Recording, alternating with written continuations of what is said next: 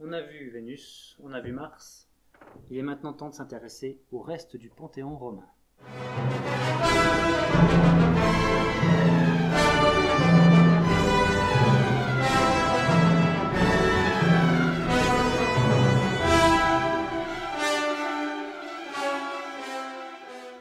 Pour la mise en place, alors, déjà il y a les traditionnelles cartes, projets et corporations à mettre avec le reste. Ensuite, on va choisir au hasard un nombre de tuiles colonies égal au nombre de joueurs plus 2. On place ces tuiles à côté du plateau, à la vue de tous. Dessus, on va placer en deuxième position, sur chacune des pistes de commerce, un petit cube blanc. À l'exception de Titan, Miranda et Encelade, qui seront activés plus tard lorsqu'un joueur jouera une carte qui demande la ressource en question. Donc des flotteurs pour Titan, des animaux pour Miranda et des microbes pour Encelade. On place la tuile de la flotte marchande à proximité des colonies et dessus on va mettre un vaisseau spatial chacun, un vaisseau de commerce avec son cube dessus. Bien, pour les règles, il y a un nouveau projet standard, une nouvelle action et une nouvelle étape à la phase solaire. Le projet standard, c'est de construire une colonie. Pour 17 francs, on va venir placer un de ces cubes sur l'emplacement libre le plus à gauche d'une colonie. Donc par emplacement libre, j'entends celui qui n'a pas de cube d'un autre joueur. S'il y a le blanc qui gêne, c'est pas grave, lui on peut le pousser d'un cran pour venir se mettre là. Le joueur qui a posé une colonie touche le bonus qu'il recouvre. Donc là par exemple, on augmente sa production de fric de 2. Il peut y avoir qu'une seule colonie par joueur par colonie et que 3 colonies par colonie. Et j'ai dit beaucoup de fois le mot colonie. La nouvelle action, c'est d'aller faire du commerce avec ces colonies. Pour soit 9 francs, soit 3 énergies, soit 3 titanes, on va envoyer son vaisseau marchand récupérer les richesses d'une colonie. On déplace donc son vaisseau sur la tuile colonie. Ouais. Et une fois qu'il y est, il n'en repart plus jusqu'à la fin de la génération. Et chaque colonie ne peut avoir qu'un seul vaisseau de commerce dessus. Le joueur qui a effectué l'action commerce touche le revenu commercial de cette colonie.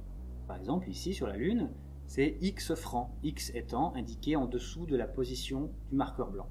Puis on déplace ce marqueur blanc sur la position libre la plus à gauche de cette piste de commerce. Puis tous les joueurs ayant un cube sur cette colonie touchent le bonus de cette colonie.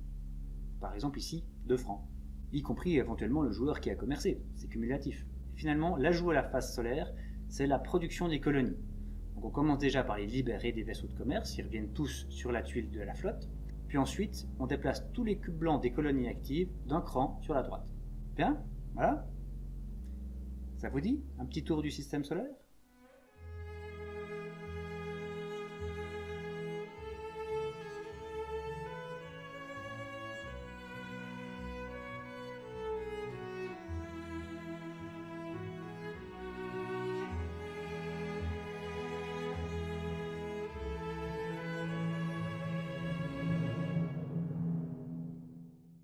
Chers voyageurs, ici votre commandant de bord qui vous parle. Je vous souhaite la bienvenue à bord du Solar System Scope, votre croisière à destination de la planète rouge à travers le système solaire.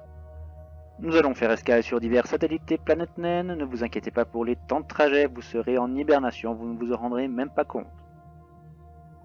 Et commençons tout de suite par aller visiter notre propre satellite, la Lune.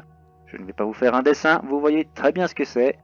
Il s'agit du seul sol extraterrestre sur lequel on aille poser le pied, ou plutôt la botte, et à mon avis ça va le rester encore longtemps. On peut en effet rêver et jouer à terraformer des machins, mais il ne faut pas oublier que l'on est bel et bien coincé sur notre petite boule bleue. Faudrait peut-être arrêter d'essayer de la vénusoformer, mais c'est un autre sujet. Et dès notre deuxième escale, nous allons dépasser l'orbite de Mars pour aller nous plonger directement dans la ceinture d'astéroïdes. Nous nous arrêtons vers le plus grand d'entre eux, Cérès, qui est le seul à être considéré comme une planète naine. C'est-à-dire le seul à être en équilibre hydrostatique, c'est-à-dire le seul à être de forme à peu près sphérique. Nous continuons notre voyage en direction du système Jovien, c'est-à-dire l'adjectif de Jupiter, si jamais, et nous allons visiter tour à tour les 4 lunes galiléennes. Il s'agit des 4 plus gros satellites de Jupiter, découverts en 1610 par Galilée lui-même. Galiléenne, Galilée, c'est aussi les 4 seuls à être en équilibre hydrostatique, donc sphérique. Notre première escale ici est Io, Le nom vient d'une des nombreuses amantes de Jupiter, une prêtresse avec qui il fricotait sous la forme d'un nuage. Ah, quel coquin ce Jupiter! Io est suffisamment proche de sa planète pour en subir les forces de marée, ce qui la réchauffe considérablement et provoque le volcanisme le plus intense du système solaire. Volcanisme de soufre qui plus est, ce qui donne ses jolies couleurs, mais qui sent l'œuf pourri. Nous ne nous attarderons donc pas plus que nécessaire. On enchaîne en visitant Europe. Il s'agit encore d'une amante de Jupiter, un brin zoophile, car elle a été séduite alors que Jupiter était sous la forme d'un taureau. Tous les goûts sont dans la nature, j'imagine. La surface de ce satellite est glacée et la plus lisse du système solaire. Il est très probable qu'il y ait en dessous un océan liquide, donc oui, il se pourrait que la vie s'y soit développée. Le tout est de trouver un moyen d'aller vérifier sur place sans foutre le bordel dans cet écosystème. En effet, si on découvre de la vie extraterrestre, mais que hop, c'est déjà tout foutu parce qu'on a amené nos propres merdes avec la sonde, franchement, ça serait la loose. On arrive maintenant sur Ganymède, qui n'est pas une amante de Jupiter cette fois-ci. Et non, parce qu'il s'agit d'un homme, c'est donc un amant de Jupiter. Il s'agit du plus grand satellite du système solaire, il est même plus grand que Mercure. On pense également qu'il y a de l'eau liquide sous la surface. Et nous terminons notre périple jovien par Callisto, une amante de Jupiter encore une fois. Enfin, une amante, disons plutôt un coup d'un soir, et sans même le consentement de la dame. Ouais. La surface de ce satellite est très vieille, c'est-à-dire peu modifiée par des cratères d'impact ou de l'activité tectonique.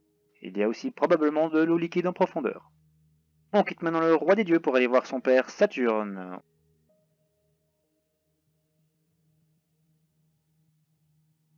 On passe vite fait devant Mimas pour l'admirer sous cet angle, voilà qui n'est pas sans rappeler une certaine œuvre de la culture populaire. Il s'agit en fait d'un énorme cratère d'impact qui a failli casser ce satellite en deux. Et nous allons voir maintenant Encelade, qui en réalité est encore parmi les anneaux. Voilà, et ce petit satellite nommé d'après un géant, frère de Saturne, est recouvert de neige. Cette neige provient de geysers qui propulsent de l'eau. C'est donc qu'il y a, encore une fois, de l'eau liquide sous sa surface, mais aussi une source de chaleur provoquant les geysers.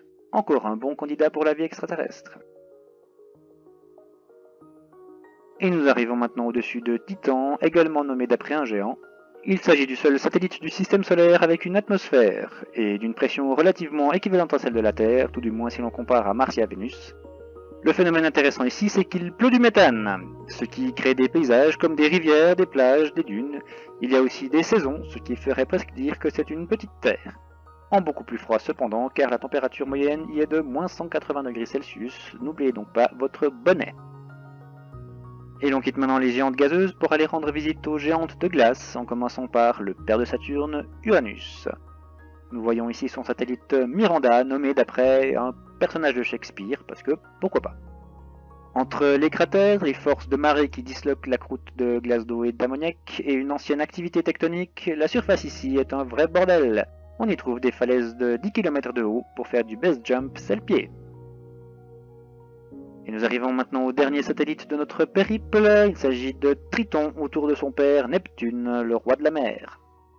On atteint ici gentiment les confins du système solaire et la température s'en ressent. Ici la surface est faite d'azote non pas liquide mais carrément solide. On est en effet à peine à 38 degrés au-dessus du zéro absolu. Et nous voici à la dernière escale de notre périple dans la ceinture de Kuiper sur la planète naine Pluton. Il s'agit encore d'un truc très froid, très sombre sur lequel je n'ai pas grand chose à dire. Si ce n'est que c'est exprès pour lui que l'on a créé la catégorie des planètes naines. En effet, je vous rappelle que depuis 2006, il n'est plus considéré comme une planète à part entière, car il n'a pas réussi à nettoyer son orbite de tous les autres corps qui s'y trouvaient. Et nous voilà maintenant au terme de notre croisière, j'espère que vous avez passé un bon voyage, et je vous donne rendez-vous dans la prochaine vidéo pour la prochaine extension.